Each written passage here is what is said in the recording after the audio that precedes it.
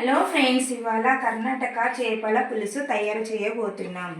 ఇది చేపలు మంచిగా కడుక్కోవాలి. పిండి పెట్టి పసుపు ఉప్పు వేసి మంచిగా కడిగి పక్కన పెట్టుకోవాలి. ఆ తర్వాత ఇది ఉల్లిపాయ కట్ చేసి పెట్టుకోవాలి. ఇది మరి కొబ్బరి కుడకలు కట్ చేసుకోవాలి. అల్లం వెల్లిగడ్డ ఒలుచుకొని పక్కన పెట్టుకోవాలి. ఇది హోల్ గరం మసాలా, లవంగాము, చెక్క మరియు ఇలాంచి, సాయిజీరా, ధనియాలు, మెంతులు ఇవన్నీ పక్కన పెట్టుకొని ఆ తర్వాత మళ్ళీ చింతపండుని కూడా నానబెట్టుకోవాలి. తర్వాత మరియు జీలకర్ర, ఉప్పు, పసుపు, కారం ఇవన్నీ కావలసిన పదార్థాలు. తర్వాత స్టవ్ ఆన్ చేసి స్టవ్ పైన ప్యాన్ పెట్టుకొని మనం మరి ఆయిల్ వేసి 1 స్పూన్ ఆయిల్ వేసి దాంట్లోనే మరి ఉల్లిపాయలు కట్ చేసుకున్నవి ఫ్రై చేసుకోవాలి.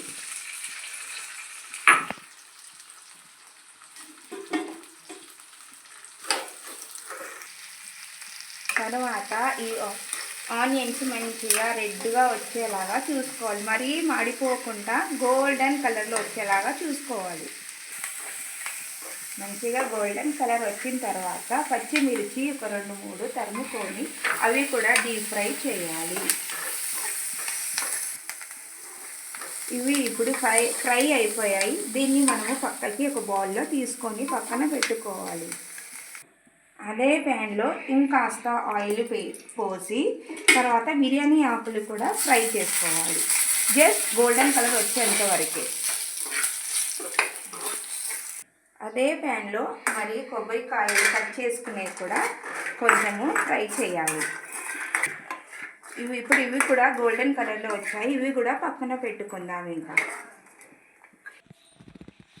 ఇప్పుడు సాయిజీరా మసాలాలన్నీ ఇలాంచి, సాయిజీరా, లవంగం, చెక్క, ధనియాలు, మెంతులు కలిపి పౌడర్ చేసి పక్కన పెట్టుకుందాం.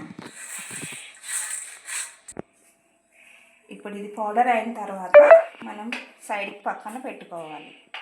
దీని తర్వాత మరి ఉల్లిపాయలు కూడా ఉన్నాయి కదా మనం ఫ్రై చేసుకునేవి, ఆ ఉల్లిపాయలు కూడా వేసి దాని తర్వాత ఉల్లిపాయ ఫ్రై చేసుకున్నాం కదా, ఆ ఉల్లిపాయలు మళ్ళీ పచ్చిమిర్చి మరి బిర్యానీ ఆకులు కూడా ఫ్రై చేసుకున్నాం కదా, అవి కూడా వేసి గ్రైండ్ చేసుకున్నాం. ఇప్పుడు ఇది మనం ఉల్లిపాయ అంతా పేస్ట్ చేసుకున్నాం కదా, ఇదంతా తీసి మరి పక్కన పెట్టుకుందాం.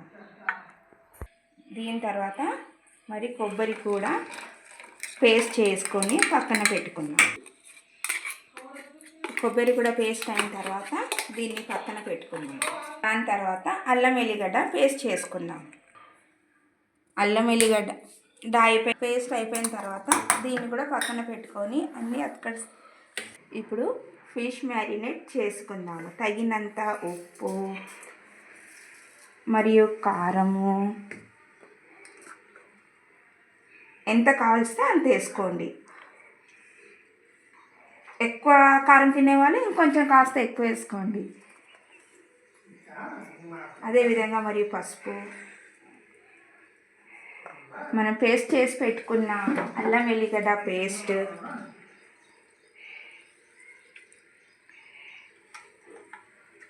ఇంకా 1 టీ స్పూన్ అంత ఆయిల్ వేసుకొని దీన్ని కలిపి పక్కన పెట్టేసుకుందాం.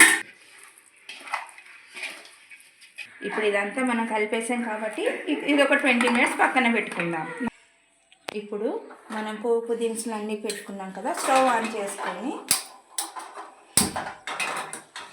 ఒక గిన్నె పెట్టి అందులో ఆయిల్ పోసుకుందాము. తగినంత ఆయిల్ పోసుకొని పక్కన పెట్టేసి కొంచెం వేడయ్యాక పోపు దినుసులు ఓన్లీ జీలకర్ర, కరివేపాకు ఇంతే. నూనె వేడెక్కినాక 1 స్పూన్ జీలకర్ర, అదేవిధంగా కరివేపాకు అంతే. ఇలాగ చింతపండు పులుసు ఉంది కదా, అది మనం తాలింపులో వేసేసుకుందాం. ఇప్పుడు ఈ పులుసు అంతా అట్లా మసలేటప్పుడు మనం పేస్ట్ చేసుకున్న మసాలాలన్నీ ఇందులో వేసేయాలి.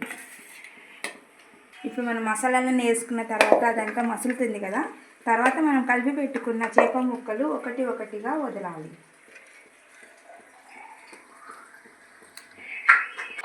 తర్వాత చేప కూర ఉడుకుతున్నప్పుడు ఫిష్ మసాలా ఉంటుంది కదా, అది కాస్త వేసుకొని అదేవిధంగా మరి లాస్ట్లో మనం కొత్తిమీర కూడా వేసుకున్నామంటే చేపల పులుసు రెడీ, కర్ణాటక స్పెషల్. ఇది వేడి వేడి కర్రీస్ కన్నా చల్లగా ఉంటేనే బాగా టేస్ట్గా ఉంటుంది.